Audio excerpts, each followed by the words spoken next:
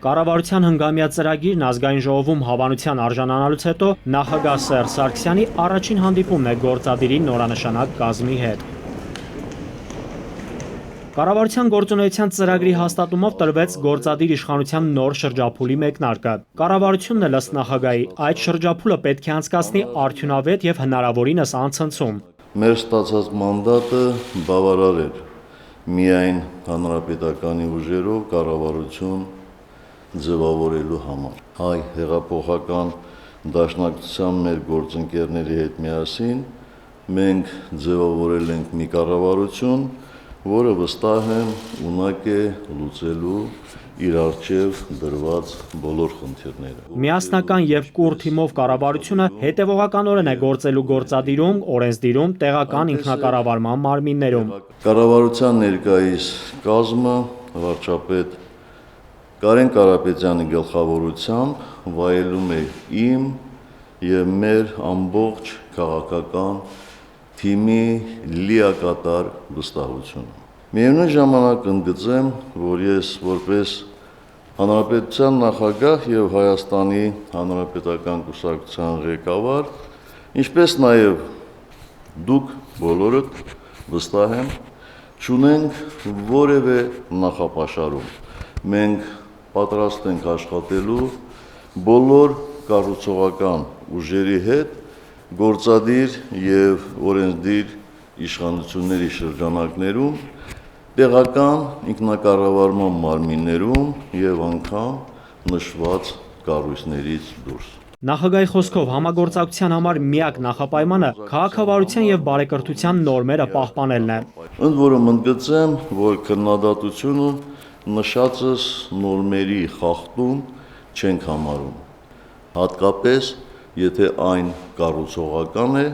եւ նպատակ ունի բարելավելու իրավիճակը։ Նախագահի հորդորն է կառավարության անդամներին լինել պահանջկոտ եւ չբավարարվել ձեռք բերածով։ Հակառակ պարագայում ըստ Սերժ Սարգսյանի հեռուն գնալ հնարավոր չի լինի։ Հայաստանը սահմանադրության վերափոխման անցումային շրջանում է եւ մինչեւ մյուս տարվա ապրիլի կեսը պետք է կատարվեն բազմաթիվ օրենսդրական փոփոխություններ։ Այդ աշխատանքը հաջողությամբ առաջ տանելու համար անհրաժեշտ է գործել նպատակասլաց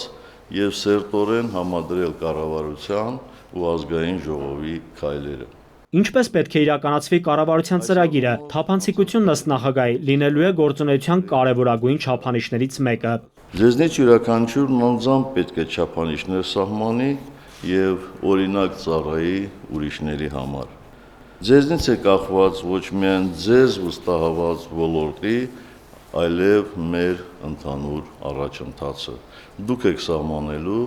այդ առաջընթացի դինամիզմն ու տեմպը։ Թափանցիկության հիմնական նպատակը նախագահի համոզմամբ կոռուպցիայի եւ հովանավորչության վերացումն է։ Պետական ծախսերի գնումների համակարգը պետք է լինի ամբողջովին վերահսկելի խորհրդանի եւ ամբողջ հասարակության համար։